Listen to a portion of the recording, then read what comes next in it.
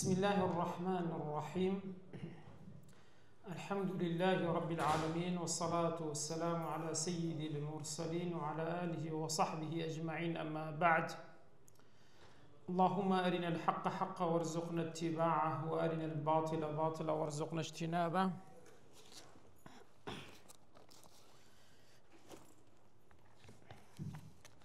لدرس رابط برزان باسمان لا آخر شد في المنهيات التي لا يقتضي النهي فسادها. أمر دسينا سر فصل تشتر بيدا قترين فصل في تفريق الصفقة وتعددها.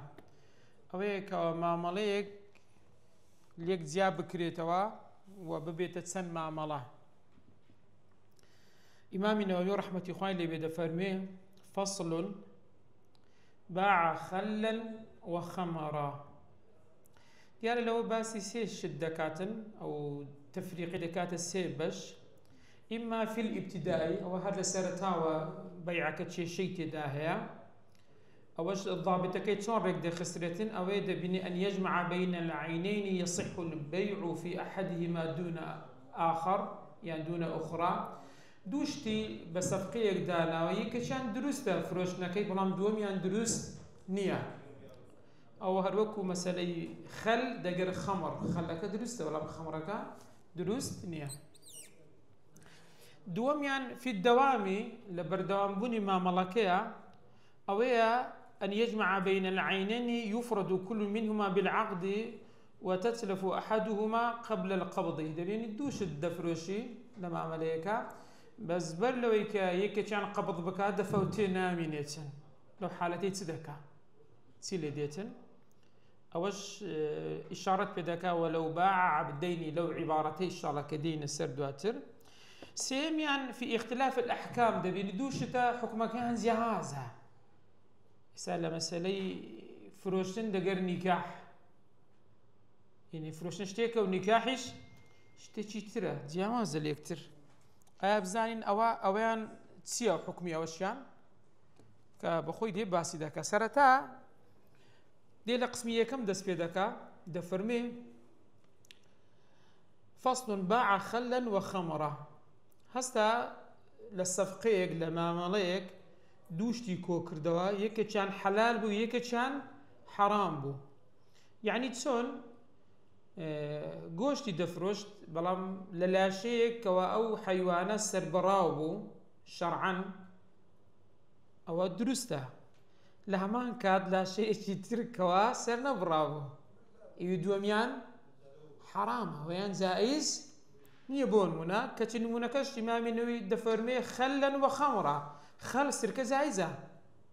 بس خمر جائز نيا. يعني هستا بون منا دكتوبة بس كداوا مرة يشي فروش دقر برازك مرة فكرون فروشني درسته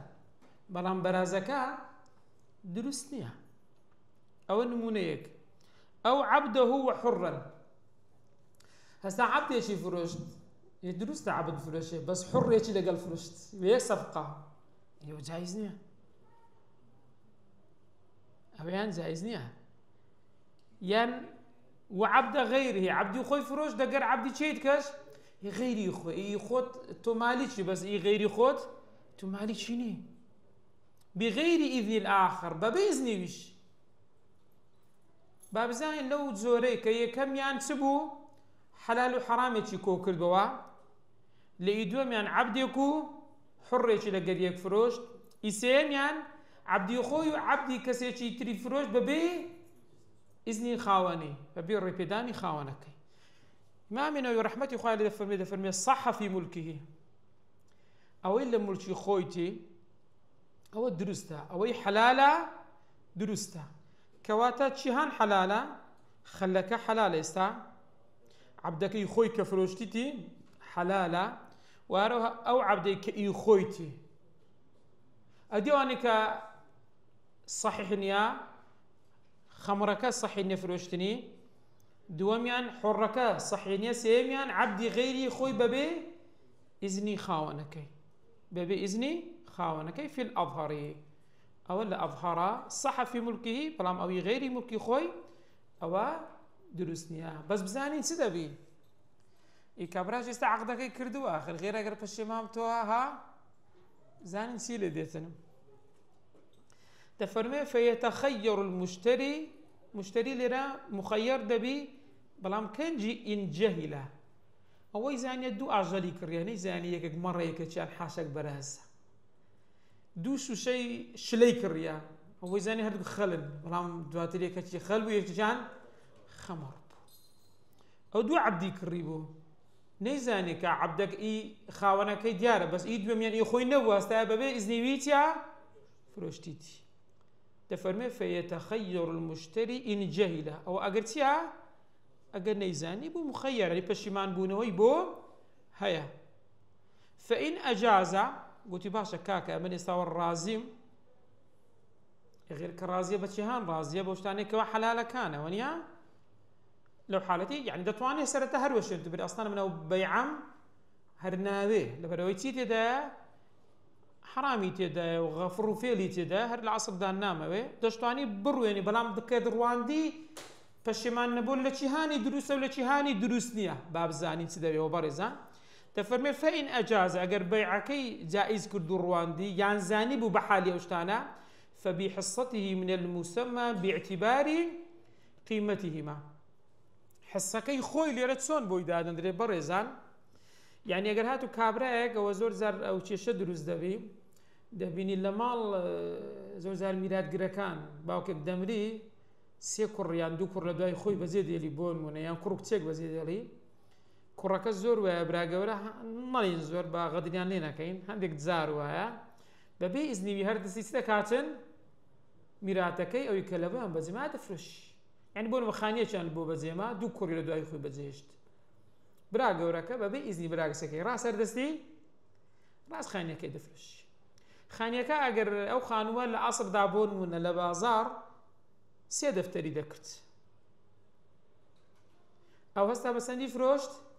بۆ نمونە با بڵێن دووس کە دووی بەجێهێشتیا وەبی لە تەقسیماتەکە لەمان ڕێککەیتەوە بە دوو دەفتەری فرۆشت دوو دەفتەری دەکرد بەڵام ئەو هەستا بەسەندی فرۆشت بە یەک دەفتەری فرۆشت بوو هەستا بەسەندی فرۆشت بوو بە دەفتەرێک لەو حالەتەی چ لێ دەکەین دەفەرمێ فبحصته من المسمى باعتبار قيمتهما لێرە مسمایەکە چەندە کە ئیتفاقیان لەسەر کردی هەردووچیان دەفتەرێکە حسەی وی کەواتە دەکات چەند دەکات نیو دەفتەر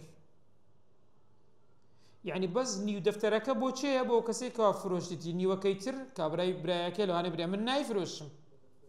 وەنیا من نایفرۆشم لەو کاتێ ناتوانانی برێکاکە وەڵاو عاردە لە ئەسڵ داخر دوو دەفتەری دەکردە من نیو دەفتەرەکەی تر نادەمەوە غێرەگە دوو دەفتەری بکە و بەشی چەندی و بەردەکەدەوە کاتی دەفتەرێک بەڵام لێرە موسەما ئەوەی کە ئیتفاقیان لەسەر کردی چەندە دەفتەرێکە کەواتە بەس چەندی بەردەکەوی نیو دەفتەری بەردەکەوێت ئەو زەلێک دەرێت باعتباری قیمەتیهما ئەی قیمەتیهما تو لێرە خەلەکە قیمەتی هەیە بەس خەمر قیمەتی هەیە لە شەرعا قیمەتی بۆ داناندرێت مەڕەکە قیمەتی هەیە بەس بەراز قیمەتی نییە ئەوانە دەڵێ لێرە ئەمە ئیعتیباری چیان بۆ دەکەن ئیعتیباری خەمرەکەش وەکو دەقرسێنین وەکو خەلەکەی ئەو لەکنەوە کەسانەی کە دەڵێن قیمەتی بۆ دادەن هەندێک لەزانە دەفەرمی ئەسڵەن ئەوانە نابێت قیمەتی بۆ دابن لە بەرەوەی شەرع جائزی نەکردووە وفي قول بجميعه لقولك يا دريت لي ديتن لو حالتين او هموي بو حساب دبيتن سكا عقدك اگر نش بيتن هموي لسر تسبيدلن لسر كابراك حسابا يعني هيتي بو ناغريتو هيتي بو نابيتو نيوشي بردكو يعني بس ني عاردكي دبا كسي دفتركي هر همو لسر شي حساب دبيتن لسر كرياري حساب دبيت لبس دلي لێرە خاصەتەن هەندێک جار هەیە دەڵێ دەبینی فڕوفێرتێک کرا دەزانیتنەوە برایەکەی ڕازینێ بەس هەلە خۆوە چی کردیا هاتێ فرۆشتی ئەوی سوەلی کڕیا بە فرسەتی زانیە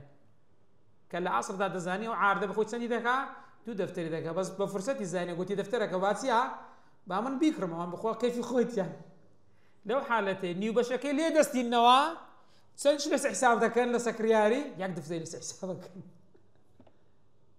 کەواتە لەو کاتەی وەکو دەبتۆ سعری بازار وەنیە سعرەکەی دەچۆ سەر ئەسڵەکەی بازار کە لە بازاری ئەوەندە بوو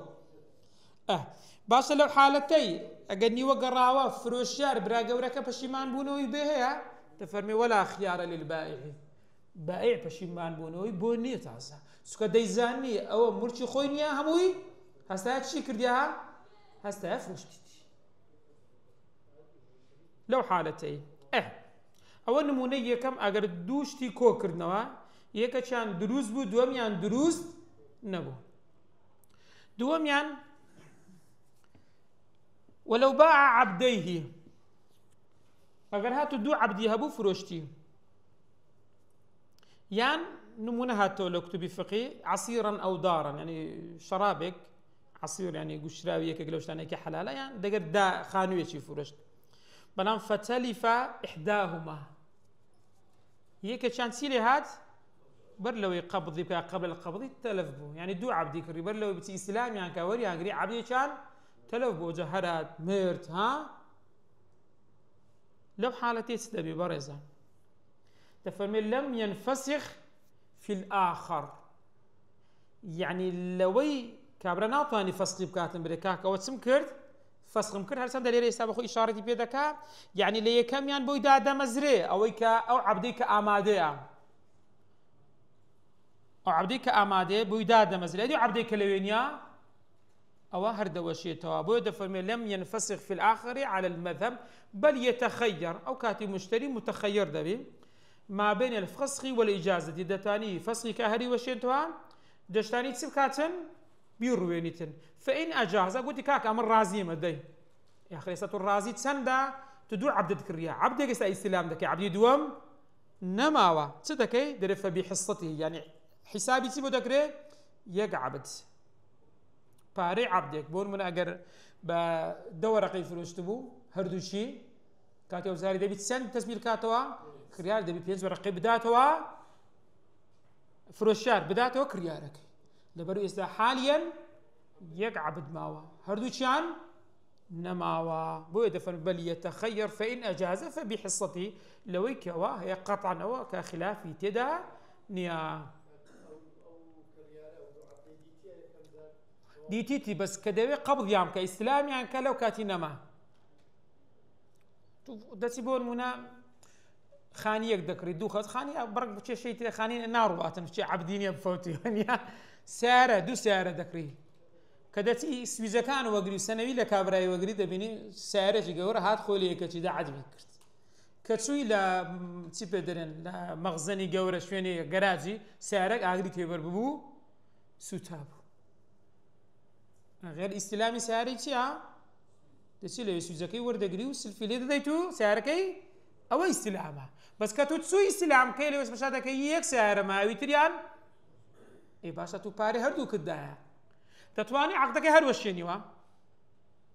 دشتواني بس اجازه بده بريكا كما دام فرمو ساريك مبرت فبحصتي او دمم او يتريان كروي كواتلي رباري ساريش كتسكي وردغري أو يرويشت إيش رويشت؟ إيه إيه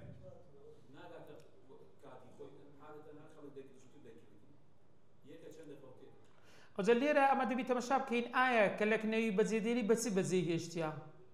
بأمانة بزيهشتيا أجر بأمانة بزيهش بي كابرا أمينة أجر ليه فوتها هيتي بونيا هیچی بۆ نیە چکە تو ئەمینە کەسەکەوەنیا ئەمین ناتوانێت تو داوای لێ بکەیتەوە ئەگەریش برێکاکە ئەمن کڕیم بەزارە قەبض من نەکردیا ئەوە چاکترین شتە ئیسلامم نەکردیا قەبضم نەکردیا ئەو کاتی ئەگەر چووی نەمابوو بۆت هەیەتەوە کاتی پارەی خۆت وەگرتووە بەڵام کڕیت و قەبض کرد کاکە با ئەمانەت لەک نەتووبی ئەمن زێم نییە چکەوە ئەمانەت بیعنی وەرم گرت ئێستا بە ئەمانە تەسمیلت دەکەمەوە یەکابرا ئەمینە ئەمین ئەگەشتیش لەکن فەوتێ داوای لێ ناکرێتەوە مەگەر حالەتێکەیە کەم تەرخەمی تێدا هەبی کەم تەرخەمی کابرا يعني بۆ نمونە ئەسڵ وایە و حەیوانان لە شوێنێکی دەبی بپارێزا و احتفازیان پێ بکە بیان پارێزی ئەو هەستا بەرەلای کردن گوتی کاکەوە مەرعای منە شوێنی لەوەڕە لێرە بەزیان دێلم یاخر مەرعات زارە گورگ پەلاماریان دەدا زار و هەشتی تر دەبی وەنیا ئە حەیوان لەوانێ بڕواتن بزر ببی ها ئەگەر کەم تەرخەمی و دەستێ بابەیەکی تر یعنی لەو بابەتەی نا دەستێ بابەتێکی تر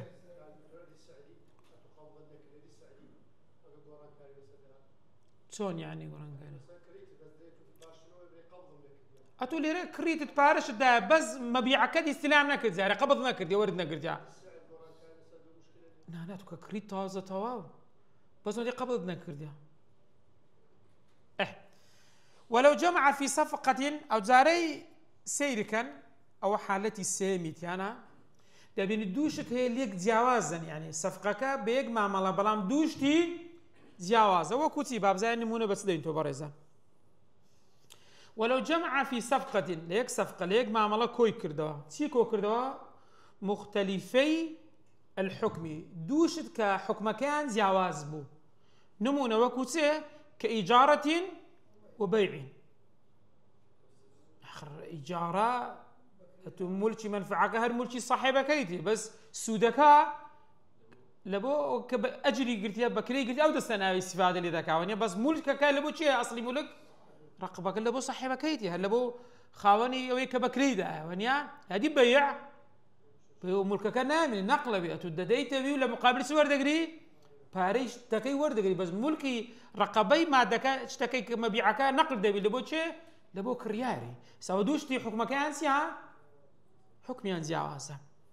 نمونه لكتوبة باس كلا دفرمي كأن يقول أجرتك داري شهرا كاكا ومن خاني خم بكري داتو مانجك وبعتك ثوبي زلي خوشم فروشتتو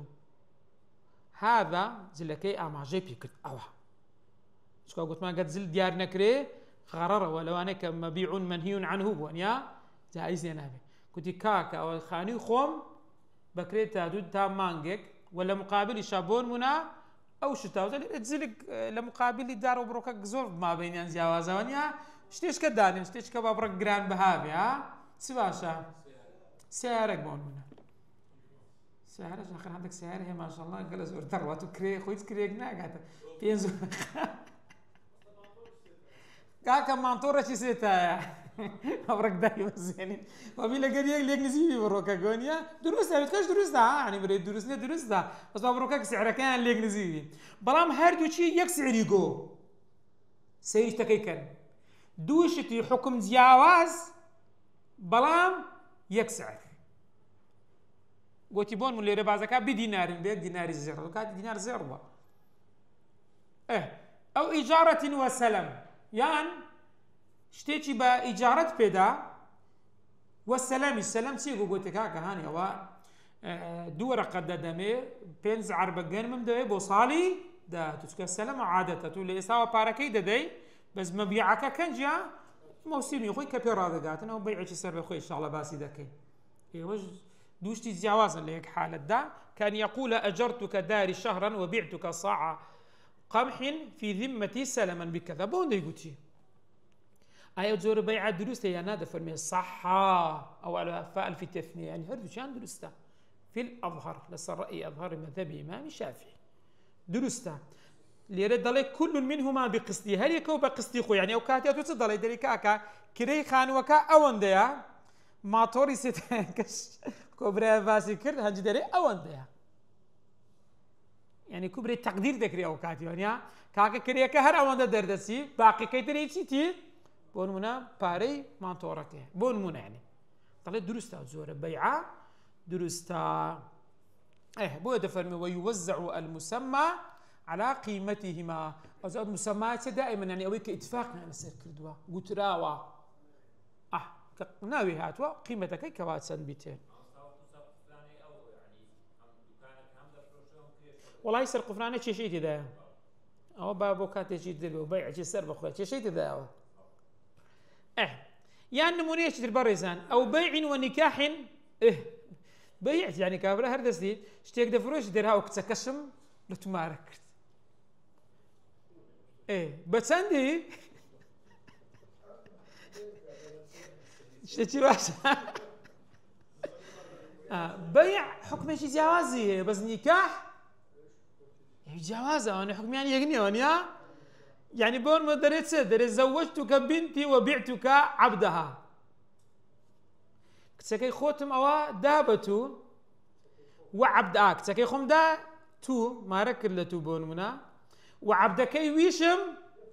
فرشتتو وهي عبدك في حجر يعني هل لكن أو يدابو أو خاواني ذكرت أو زوجتك أمتي وبعتك ثوبي أفرتكي خم أما بجارية دقوتري أو مدابتو وزلك كشم فروشتتو أي أو دادا مزري أنا مزري تفرمي صح النكاح أو النكاح حكيت شيء تدانيها النكاح لا تفرمي يفسد بفساد الصداقة النكاح بالصداقة يعني ماريك أجر فاسدش بي يعني بونو من كسي كسيتي دا كوريك بس عندي ده بتسبيدلن كرتونيك شراب عرق ماريك كان سنبو كرتونيك بونو منا غير بيعك درسته بس أو مهرة فاسدة بس أبي هردا وشيتو نخي هرنا وشيتو أدي ما في أو كتير سلة دي أكثر زانا دفرمن تبت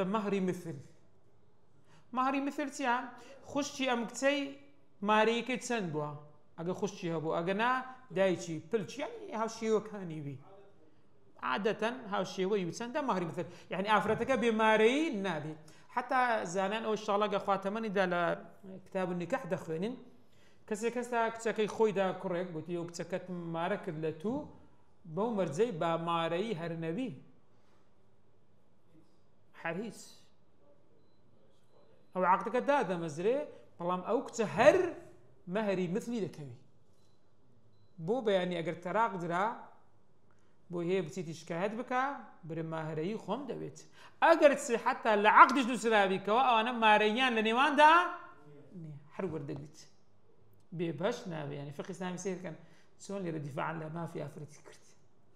تري حرور دقيت نفس إيش قانونش همان اشتهي وفي البيع أدي ولا نكاحك الصح أدي لا بيعكي بيع الصداقة ماريك تفرمي القولان دو قوليها أظهر أقوال صحتهما درستا أو كاتي دابش دكريتن ونيا دارين كاكا بيعك أو ديبوهيو مهركش أو ديها بلام رأي دومي دفرمي بطلانهما باطل دبيتن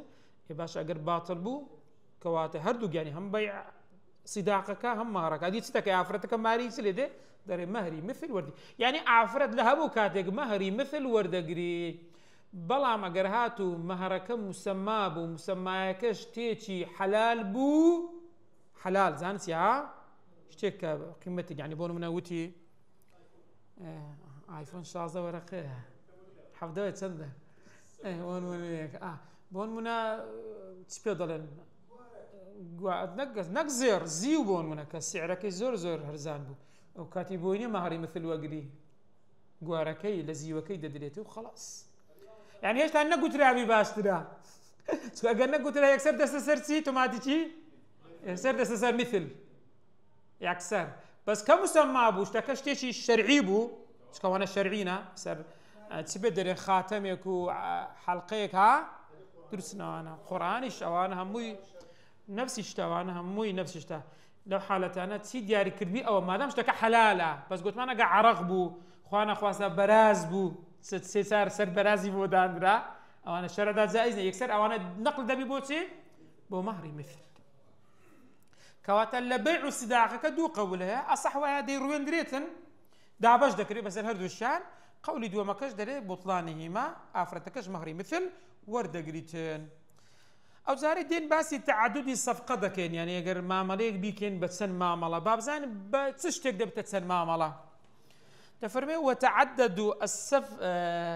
الصفقه الصفيه عن صفقه نساكن نقول قافك إشارة في كرديا الصفقة ليرة نظام لو كرديتي الصفة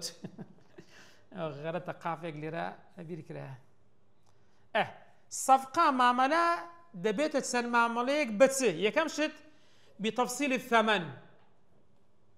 يعني كابرا ضلي بخوي تطلع إمام النووي دفرمي بعت كذا بكذا وذا بكذا أو بوندي أو شان بوندي كاتا أو معاملة بوتسن شد دو چون زانی من دوشتی دو نرخ جواز مشتری قلت كاكا من رازي ما كواتا داد مزريتو شيء نابيت عيبي شي هو او كادي دتواني بهوي عيبك كتسب كاتن الرد بكاتوا بون من الضلي بعتك عبدي ب1000 وجاريتي ب500 عبدەکەی خۆم بە 1000 پێت فرۆشت جاریەکەشم بە 500 فقبل ڕازی بوو کەواتە ئەو کاتی دروستە بەڵام ئەگە گوتی بە یەکەچان ڕازیمە بە یەکەچان ڕازی نیمە یعنی ئەو سەفقانە بە یەک دادەندرێ ناکرێت تجزئەی بکە ئەو کاتی يعني بون من اللي رتض له فلو قال بعتك عبدي ب1000 وجاريتي ب500 قلت كاكا من عبدك يخوتم ب1000 فروش جاريكش ب500 قلت باش رازي ما بيكتشان بون من عبدك يا جاريك لم يصح دلي ودانا مزريتك ولا اصل دعوه هردشان سون ايجاب كراوا لقال يكراوا رفتي كرت لقال يك بويا اگر قلتي رازيم كواتا ودادا مزري بلام سن صفقيه دو صفقيه داش دا مزري وهروها بتعدد البائع فروشيار دو فروشيار سون بنمونا ضلن بعناك هذا بكذا ديان عبد شي مشترى كان هي هذه كان ضلن كاكا او عبد خومن فروشتتو بو دي كما دي سنه ودوت سن صفقه بهوي بائعك دبيت دو مبيعكش مشترك لنيوان هردوشيان وكذا بتعدد المشترين يعني بقول من عبد يقدر فروشيا دوك السعر يقدر فروشي دوك زين ورا بقى مشترك شي بكري بهمان شد أوانا أو صفقان دبينة سن دبيت دودو في الأظهار قياسا على البائعين أدي ولو وكلاه أو وكلاهما وكلا لا الفكال في تثنية يعني دوكس كسي شان كرد وكيل دوكس كسي شان كرد أو وكلاهما يعني كسيك دوكسي كرد وكيل للاعتبار بشان ذكره دفرمي فالأصح اعتبار الوكيل كيلرا سن وكيلا يكبو يكا دوبو دوا يعني الناس سن موكيله كي اصلا كيك وكذا كرديتي لير اعتبار بشان ذكرتن اعتبار بوكيل ذكرتن وكيل سن بيتن اون ده الصفقه دادن دريتن برزن باب چتر هي بيد قلت باب الخيار خيار يعني پشمان بونوا هاي انسان ذكرتن او شتي دفروشي پشمان بتو يا ناكرتن باش او باش من لصحتي عقد كرد او قريب بس درستي قريب بستك يعني فساد فاسد يعني فاسد نيا او زار دين الآية عقدك لزومه وجوازه بيروين لازم يبكين يعني والخيار خيار اويك قلوانا دريكاك عقدك بروين يعني دري بشيمان بومو يعني خيار يعني بشيمان بونوا بلام اصل بخوي لبيعاتي روان دنيتي لزومه زي بزي كردنيتي او اصلك يا ادي باشا بو خياريتي ده او تصون بري الشارع ديني اسلام يعني نرميتي بو يعني كبري سهولتي بو خيار فروشيار داينه زاروش تك دفروش دركاك والله بشيمان بونهم به تعصير وجدك ادي قهر نبا هر لعقدك ككوتا يا تقعد بتسلبه بروين دريتن بو اصل لزوم بي بلام الشرع بو مساعده بو يكو يارمتي داني رفقك بالمتعاقدين هستاوى دايناواهم سن زور خيار من هي بريزان سيد زور من هي خيارك من هي بيدا قتري مجلس خيارك من هي بيدا قتري الشرط خيارش كمان بيدا قتري عيب خيار العيب اگر هبو او كاتي تاني سبكاتن اي تاني بجرتها او يك بيجي زي الشغله دس بيدا كان بيدا ضرر خيار المجلس زار بيش همستك زاني مجلس يعني تسيا مجلس يعني استقيم حاليا او مجلس يكمان هي درسا كمان ديار اللي تندس بيدكا لتن كوتايدتن وكو كاد وكو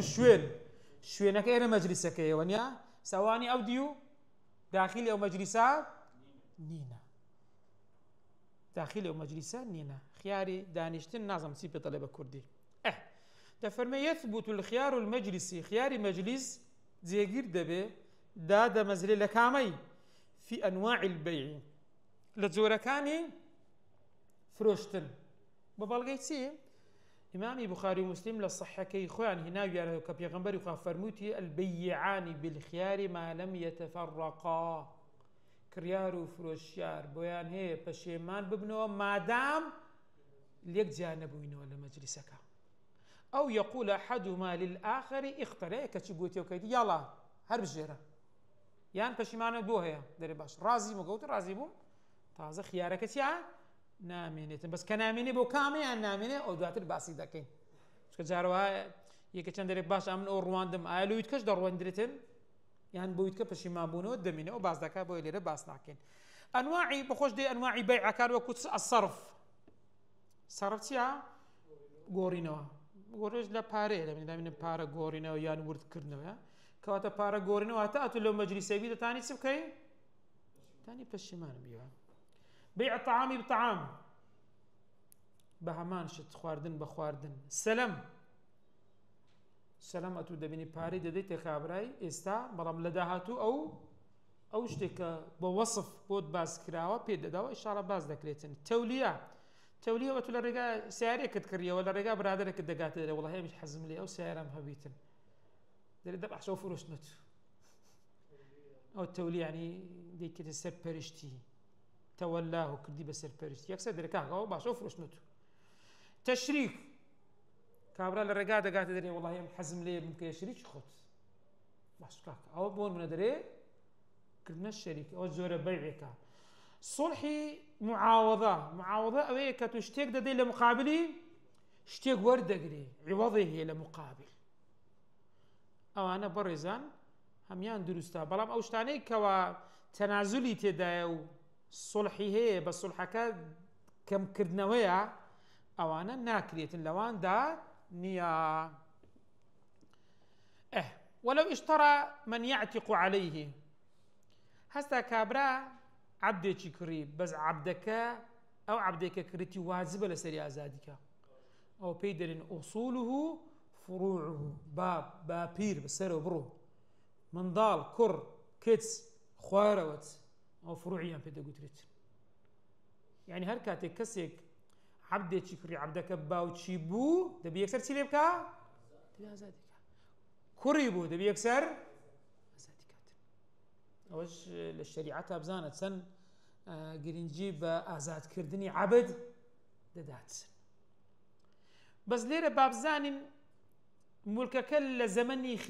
زەمەنی خیار دواتر مودەکە باز دەکات 3 ڕۆژە نابێت لە 3 ڕۆژ زیاتر بێ باشە ئەو 3 ڕۆژە ئەو مولکە لە بۆچی هانە دەفەرمێ فەئین قولنا ئەگەر گوتمان الملك فرۆشراوەکە في زمن الخيار لو مدەیە کە گوتمان 3 ڕۆژە باز دەکات دواتر للبائع ئەو لە بۆ چییە لە بۆ بائعیە أو رأي مرجوحة رأي راجحني لمذهب الشافعي أو موقوف أظهره رأي أظهره وقفة يعني وقف يعني سيا يعني نأي مشتريا لو مدعي نأي شيا نأي فروشيا لازم يستدواتر دينا سربابتي تشتري إن شاء الله باز دكين أجر بويبو أدي منفعتي اشتكى كورا مرة شكريا سير رجع مرة يدوشيتن هيك ديوانيا لو سي روجي او ملك اي شيء اگر اي مشتري بي كوا اگر اي بائع بي كوا او ليش دي تريمان ان شاء الله باز دكين او موقوف او راي اظهر موقوفه تفرمي فلهما الخيار يعني اگر قوتمان موقوفه هردو كان خياريان بوهيا وان قلنا للمشتري ادا قوتمان لابو مشتري ملكك هي مشتريه كريار كريتي اوش كمرجوحه تفرمي تخير البائع دونه ما دام ملكك اي مشتري او كاتي تشي بس خياري هي باش ما بس بائع حيتي مشتري بوينيا سكو ملكك اي بوشي بو اي مشتري كات خيارك بس لبو تشي دميني باش ما منوكا بس لبو بائع باشا بريزان ادله هنديك شتيتر دكري او انا خياري تدابي بون من ولا خيار في الابراء ابراء سيت وشتيك دايته كسيك كاكو قردن دازافي دواتر والله پشیمان بوونەوە نییە والنکاح کچەکە لێمانە کرد دواتر پشیمان بوومەوە کوڕەکەش بۆ نییە پشیمان بچە نەک باوکی کچەکە کوڕەکەش هیچ بۆی نییە یعنی وەکە باسی لایەک دەکەینمانە نیوە لایەکەی دی بۆیە یعنی عەقدی نیکاح خیاری پشیمان بوونەوەی تێدا نییە والهبة بلا ثوب هبەی بلا ثوب چییە ئەتو شتێک هەدیە دەکەی بەبێ هیچ پاداشتە کاکە لە پێ نایە خوای سبێنێ بڕێڵا کاکە پەشیمان بوومەوە نییە شتیوە وەکەذا تيتكش ذات الثواب هديك بيدا بس تساود لدو هيبت بيدا بس تساود لدو أوي لمقابل أسلموكا اشتكت لبوكا أوش باش مامونوي أوش أمبونيا أوش أمبونيا والشفعة الشفعة وسيات تبني دوكسن سعره شنو مشتركي هي كشن دركا كم دفروش ونيا هردس الذات شيء كسي شي بيغانا أو تربو هي يكسر كاكا من عقد بس بوخوما نابي ديت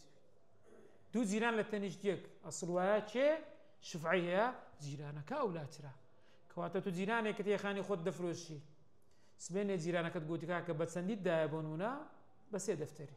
ها كاكا وسي دفتر أصلك بو شيء بو زيرانك بو كرياري نابي تشوف شفعيه يعني ما في خويه لو خانيا الشريك الشفعة هيتي أنا قدر بن باشا زيران دقا الشركاتي أو أنا يعني أصل واحد شيء بكرتوها شريكك أصل واحد شيء وخاني بكرتوها زيران حزناك كسي بيت تنشتي الشريك كاكا بالرازي ما تشتريشين بس شو دري من الرازي ما كسيش قالوا لا تربي بتسيمن بيت الشريك بوي أو الشفعيان بوها يعني بويان هي ورقرن بطاوي أو أنا خياري تداني يعني بشيمان بونوا لو اشتشنيا والإجارة إجارش بهماشت أوي كواتسيتو بكري ددريتن بشيمان بونوا تدانيا والمساقات باخواني كسي كدقرديا إشي باخواني دكا بشيمان بونوي بونيا كتو بيت دا ناتاني تازا لي بشيمان بيوا والصداق صداق يعني ماري كديار كديا كاكا با دمس قال زيربي ولا بشيمان مو باب تشش استواء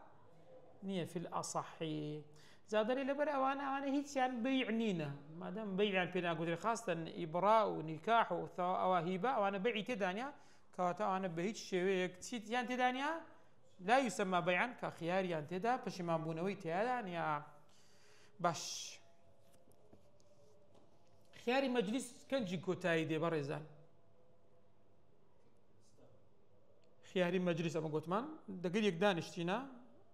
قسما لسرع اشتيك كردوا من أو موبايل دفروش متزنابت بدو ورقة ونيا كابرا كريار قلت الرازيمة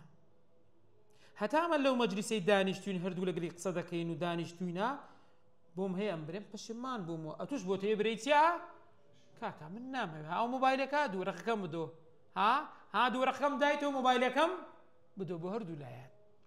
بس كي كوتايدي تفرمي وينقطع خيار المجلس خيار المجلس كجي كوتايدي بدو حالة برا لزان ليرة باسي دكا هي كم يعني بالتخاير تخاير يعني تيا بأن يختارا لزومه قلت يعني كاكا أوا عقد كمان تو دامز رانت يعني بولو من قلت يعني بشيمان بونو من بو نما كواتي يكسر تاسيري هات دامز راو تو باش أو قصيا بيعني هيتيان بشيمان ببتو أو أجر هاتو اختياري لزوم يعني تكاكا أو بيع كمان دامز رانت تو تازه بشيمان بونويان بونيا باش أديك يكشان بشيمان بوا فلو اختار أحدهما كريار قلت كاكا ومن تو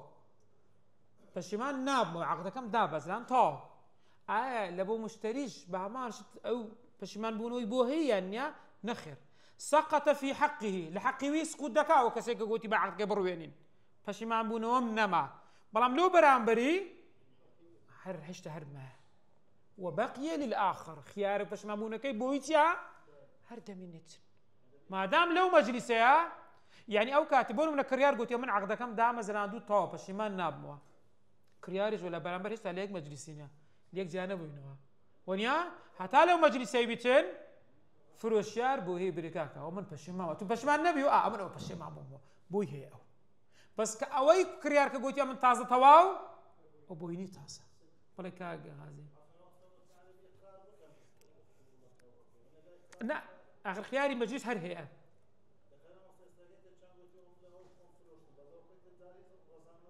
حتى رزامان ديش بدا موبايلكم بدو ورقة فروشتو كريم بدو ورقة إيجاب وقبول مادام لو مجلسينا خياريان سيا هر خيار المجلسيان هر بوها بلام فروشمتو بدو ورقو پشمبان بونوم نما اوش قوتي كريم بدو ورقو پشمان بونوم نما نيتم طواو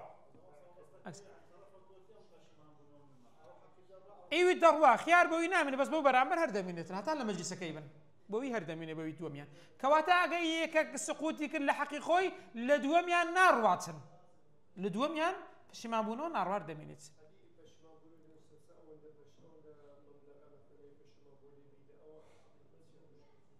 وي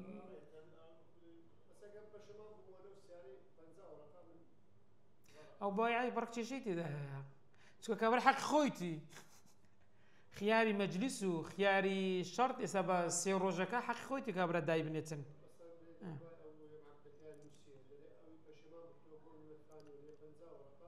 او دتت بيعي تشيتر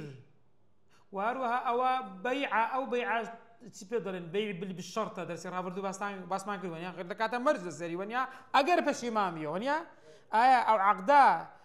او شرطين لو خوي دخوازي يان دان دراوا شي رازي بو عقدي كس رازينا ونيا للشرع اشاره فكره عرف خلق رازيه ايش دخلت لم يتعارفوا عليها مو اتفاقنا على سر نكر ديال والله نازم اگر لا لكنه كساري وروكك حزيانه نازم كاغ دلير نمزانيا هميان شكو زور كسي رازيني وشتي دبن اجبار دكريتن ما فيني لو اجباريكا بس دير دكرت سكسكي اشتكل لسال اضافه دكلو ديكي ميكا بريكا كم زور الشرط قبولنا كمان بيع كم هرناريت مانيا أو كمان بالتخاير بأن يختار اللزوم ويقول كان كاكا وما عقد كمان دام مثلا حالة الدوام وينقطع خيارك بس بالتفرق ببدنيهما يعني لما مجلسك يكشان روشت پیغمبر صلى الله عليه وسلم لفرموده كإمام بيهقي دجرته دفرمي البيعان بالخيار حتى يتفرقا من مكانهما كريار فروشيار پشمان موه تاوكو ليك زاد بلام سو ليك زاد بينو من مكانهما لشوين يخوان ليك زاد بنوا يعني ابن عمر رضي الله عنه بي كراوي حديثها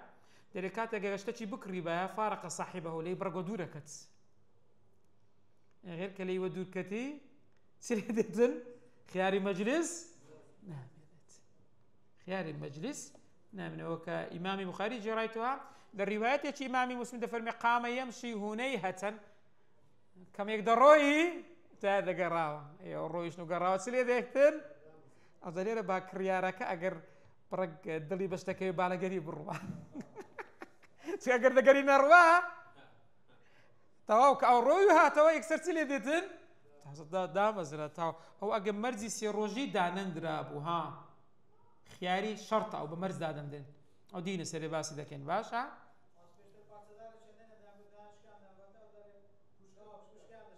اوش الشوازه كل الشوازي او باس دكا اللي عرف ادبت عرفه وكاتي اقر وابلين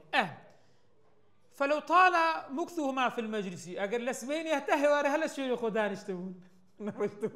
بادر يجي بشي او قام وتماشيا منازله دقيق يكسان الروست تا دقيق برون انا ليك جانا بوينوا حردو كان داما خيارو ما خيار بو هردو كان حرد مينتن ليك زيانا بنوا دري يعتبروا في التفرق العرف عرف لي عندك شد ديارك او بابته عرف عندك زان يعني بون منا قلنا سياري بون اتفاق ها كذا كل شوازي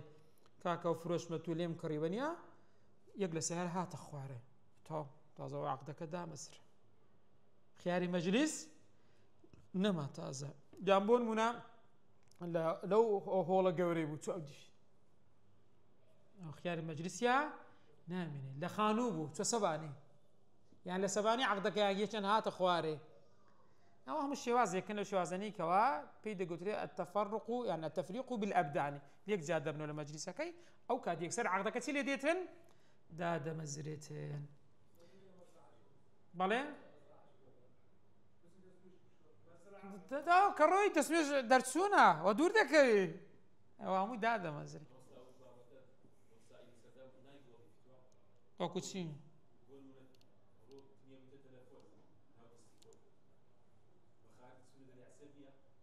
قەپاتی کرد بابۆ تو بۆن منە لە تەلەفۆنی بۆ دەکات شتێک دەکڕن شتەکە ڕەبەوینی ینی پێویست بە قەبض ناکاتن سیارەتی بۆن منە لە دەکڕیوەنیا هەتا قسە لەگەر یەک دەکەن چیان بۆ هەیە دەتانی برێ عرف ئەوڕ تقریبا هەیە بەس کۆمبایلەکەی قەبات کرد تازە مەجلیسە خەلاص پاشەوەی کردیەوە دەبتە مەجلیسێکی تر تازە دامەزرا دەکرێت ئەو وەکو عرف دەکرێت ئەوە ئەو شێوازەی ئێستا دابدرێت ولو مات في المجلس ادي اگر لو كاتي لمجلس بنيه كان مرد هر كان مردن او پشیمامونه چی لیده او جنا هر دوك شید بنيانيه كان شید بو فالاصح انتقاله پشیمامونه نقل دبي بو چه لبو وارث او لبو كان وارث او كمرديا والولي او لبو كان لبو يكشيد يكسر نقل دبيتن يعني هيش تا خياري تيا هر دمينيتن بلام لوان نقل دبيتن باش ادي اگر زاروها دبيني مشكله كان لما بين يدرزبو ولو تنازعا في التفرق مشكله كان ما ندرزبو تشون لا حاكمي يچان قلتي والله كاكا اوا لما جيسا كايمن رويشت كروي سيلي ديتن خيار پشمامونه يبون يعني مشكلة كتما بيني او الفسخ هيك كان قوتي كاكا بيش او بروا هل وشان بوا او تقولي نخير هل وشان بوا نزاع نيواني اندرز شي قبول دك له حالتي دفرمي او فسخ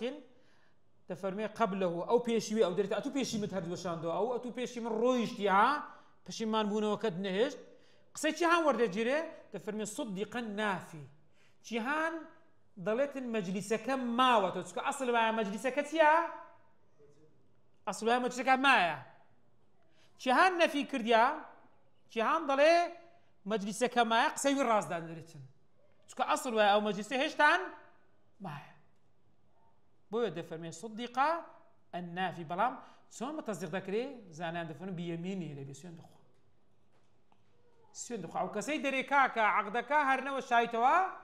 أو كسيدر فسخ نبوة أو سوين دخا بيمينه لا خيار الشرط إجبار الزان فصل لهما ولأحدهما شرط الخيار أو عينا شرط خياري بيدا قتري أو نوعي دوما كخيار الشرط بيدا قتريتن بو هردو شانه هردو عاقدين ولأحدهما بو يكت شانه تطان كاكا بمرز دابني لنيوان خويان شرط الخياري بلام لتسي في أنواع البيع لجوركاني بيع أو زور بيع كاني كتازا باسمان كرت إلا أن يشترط القبض في المجلس بلام أقدار بن برزان لخيار الشرط خيار الشرط أوي كتفرمي تعصير روجيتر سباسي مدكي دكاتر تعصير روجيتك بوم هي أمن فشمان مو أو خياري مجلس نيا يكسر عقدي كردو روج تعصير روجي بو هي سي روجي بو هي في أنواع البيع إلا أن يشترط القبض في المجلس إلا مجرهاتو هندك بيع هي دبي لمجلس كتسب بكري قبض بكري دبي ور بتجي الإسلام بكري وكو تسيشت الربوية كان هسا خواردن ونيا خواردن دبي لمجلس كي يكسر سيا قبض بكري نبي خواردن خاطو قن مدايتوي أو لمقابل زوي دايتتوا استلام نكري ويكا كان برواتن قبول ناكا أو الربوينا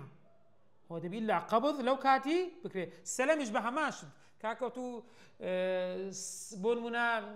بينز عربة جن لبوبينا صالي دهاتو باش عربة جن مكان السلام عادت ويا مبيعك زاري حاضرنيا بس ده مقابل دبي تسيب ديته دبي بارك يبديه او جن مكان حاضرنيا بارك شنو ديه ابي تسبو بو بيده قلت السلام هي سنامه كواتي اكثر دبي بارك هي لبيتيا لبي بيداته وانما يجوز في المده معلومة لا تزدو بلان برزان آقادار بن خياري شرط لمدة چي دياري كراو كزياتر نبي لساندي لسيروش پیغمبر صلى الله عليه وسلم لصحيح هاتي ابن عمر دجال دفرمي بياويك وهم زارشتي بكري با فيريان لدكرت سؤال پیغمبر صلى الله عليه وسلم قلت يا پیغمبر خو من هر زارشتي دكرم فيرم ليكن پیغمبر خو فيرشتي كرت فقال له إذا بايعت فقل لا خلابته أجست تكريبره خلابة يعني فرو فيري تدا نبيتن لا روايتك تفرمي وأنت بالخيار في كل سلعة ابتعتها 3 ليال هرشتي كتكريتها سير رجعتو خيار الشرط بوها تاع سير رجعتك بوتي لو حالتي بلام اقدر من بريزان للسيروج نابي زياتر بي السيروج زياتر بي عقدك خلد بشيتو لسي نابي ادي كمتر درست روجك دادن دوي دادن ادي لتكات او كات حساب دبي وتحسب من العقد لچندري عقد دا مزرانك عقدك يعني قريب بس يعني كده زي قيل كيدري من التفرق كي ليك بونوا ليك زيابونوا او قيل بس قيل ضعيفه اقعد داربن او زليره او مشكله ما نستديت باش بريزان كابرا مره ذكريتن غير مره ذكريتن سير وجه خياري بو ونيا سبكا باشا لو حالتي تفرمي والأظهر أنه إن كان الخيار للبائع فملك المبيع له مرة شكري كابرا لا شكرتي لا كسي شك لا فروشارة كرتي مرة عادتي بياتو كذا بيتوا دبي بدو شري ونيا أجر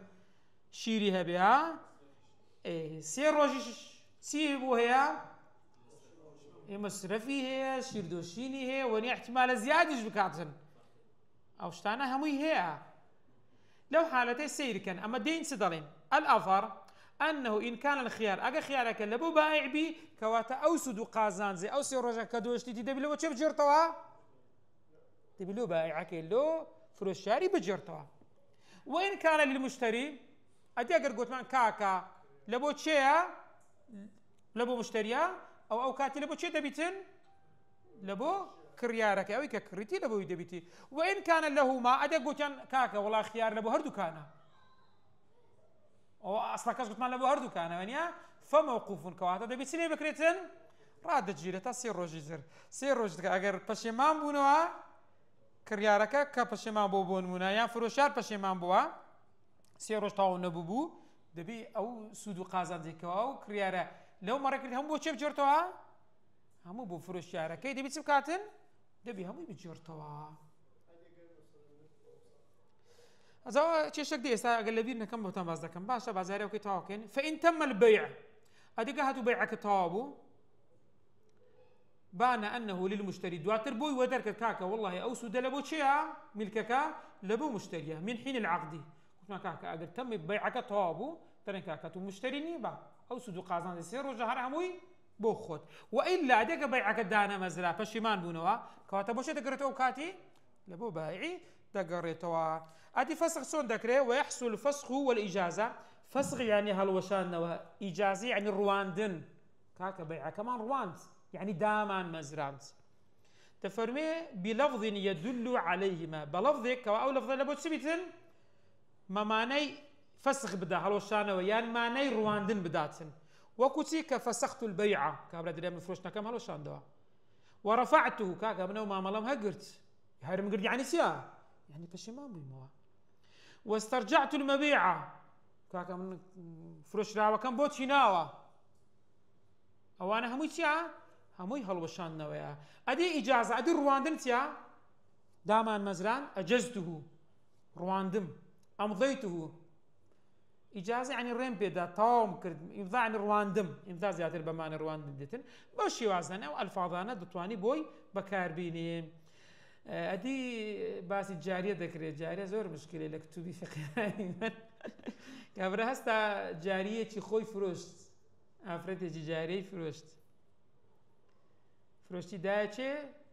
فروش جاري بلام خيار الشرط يعني خيار الشرط اصلا رجع سيروش كبره جاريه كي فروشت والله لا بشتوي هشتا كبره وري نقد هستا بسوله قال تزود ووطء البائع يعني هستا بيشي بدايته تو ازادي كرت أو ده فرمي فسخون يكسر تيا نشانة تيا حلوشان نواه وكذا بيعه فروشتني أجا فروشتي يعني إجارته تيلي كرت بكريدا وتزويجه بميردي دا هو أنا حرمه هو نشانة تيا نشانة إيه بشيمان بونواه حرمه والأصح أن هذه التصرفات برزان أو سطرمان ما أو تصرفاتنا لوط إرادة سبيدك كتزود ببيلك الجاري أو كبدواي شداده مناتصات من المشتري للآن مشتري إجازة يعني بون مناقر مشتري جاري كي خوي وقرت خياري تاني هبو سيروش يكسر ودي قلت تسوى مار لماري لقالي زودو ونشاني ومشتري تازة بشيمان بونوي نما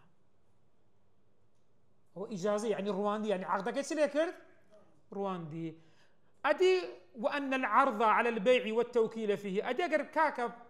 فرۆشتە بووی بەڵام هێشتا مشتری وەری نەگرت بوو چ لە لای دایان نابوو هەرچیان دایان نابوو لە بۆ فرۆشتنێ عەرضیان کرد بۆ بەیع یان وەچیلیان لێ گرت بوو دەرێ لەیسە فەسخن من الباعی ئەوە نابتە فەسخ لە بۆ بایع ولا ئیجازەتە المشتری نابتە ڕواندیشی لەلایەن چێ مشتری احتیمالە دەرێن کاکە بابزانە ئەو پارەی دەکا یان ناکاتن ها کابرای بایع دەرێ بزانم دەبی زیاتری پێ نەدرێ مشتریش دەرێ کاکە بزانم دەبی فێرم لێ نەکرابی گرانی دابتە من أوانا بفسخ دانان دريتين وصلى الله على سيدنا محمد وعلى آله وصحبه وسلم